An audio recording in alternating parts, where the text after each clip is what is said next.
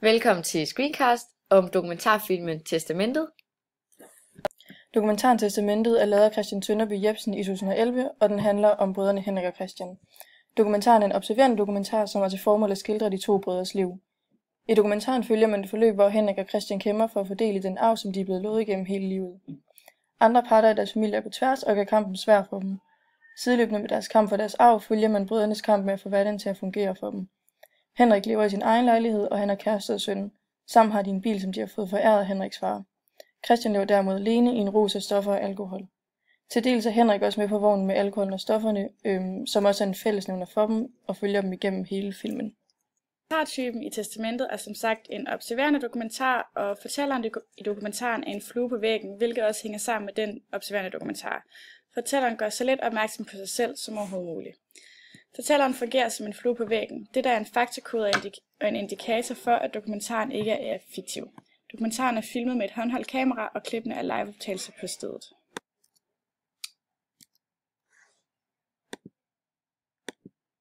Sådan der.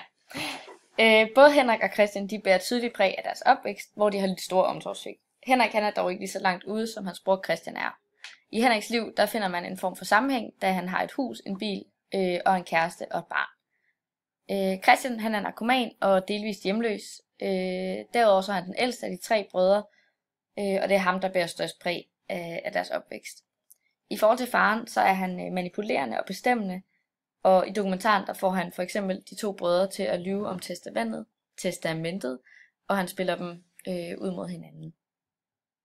Fremstilles Henrik som værende udsat og lidende i forhold til de forskellige ting, der foregår i løbet af dokumentaren. Man ser hans forskellige udbrud af følelser, samt den tankestrøm, der foregår i hans hoved, både i hjemmet, uden for hjemmet og i hans bil, og sammen med hans bror. Og reallyd. Henrik fremstår egentlig klog nok med et sådan meget grundlæggende og almindeligt ordforråd. Men han siger godt nok en masse sådan dumme eller ret ualmindelige ting, når han er påvirket. Når den vilde musik så spilles, fremstår Henrik psykisk ustabil i det han ryger og bliver meget påvirket af musikken, og han lever så meget ind i det der foregår. Faktakoder benytter virkelighedens personer og miljøer, og faktakoder tilbageholder ikke viden. Her fortæller han også en flue på væggen, og der optræder et håndholdt kamera samt liveoptagelser. Der fremstår også hovedsageligt et normalt perspektiv, og der optræder også high key, altså fortælleren benytter sig kun af naturlige lyskilder. Fortælleren benytter sig også af kontinuitetsklipning, altså han benytter sig af mange klip, men følger hellere personer med kameraet, hvilket giver en mere realistisk effekt. Handlingen skildres kronologisk. I forhold til dokumentaristens rolle, så er Christian Sønderby Jepsen en skjult fortæller, men først og fremmest så er han kameramand. Han er dog til stede i den forstand, at de medvirkende de også henvender sig direkte til ham. Det ses for eksempel i scenen, hvor faren han åbner døren og siger, kom indenfor Christian.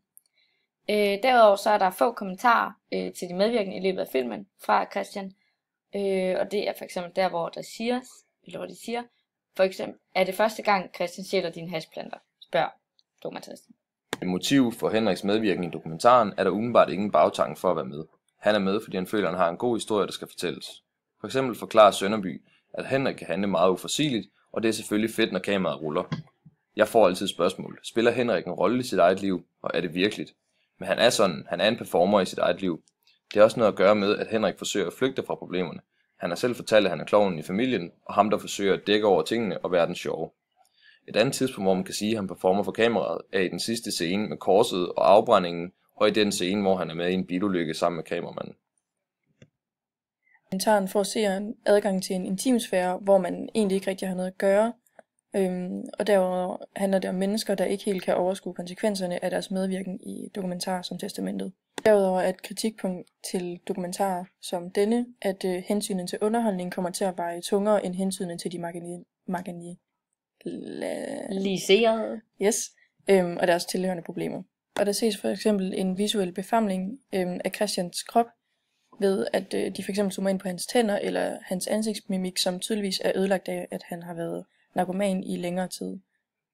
Så alt i alt er både Henrik og Christian de perfekte journalistiske byttedyr i forhold til at lave sådan en dokumentar, som også er underholdende.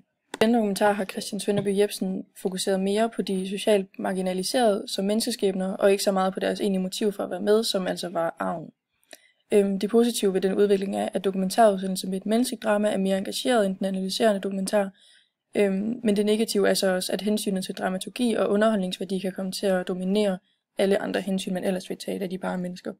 I forhold til dokumentaren er altså, at Sønderby nok har forsøgt sig på at lave en opbyggelig historie om at bryde negativ social arv, og om at gøre den mere oplysende og analyserende, men at det altså er gået hen og blevet mere underholdende socialpornografi i forhold til hans skildring af de medvirkende.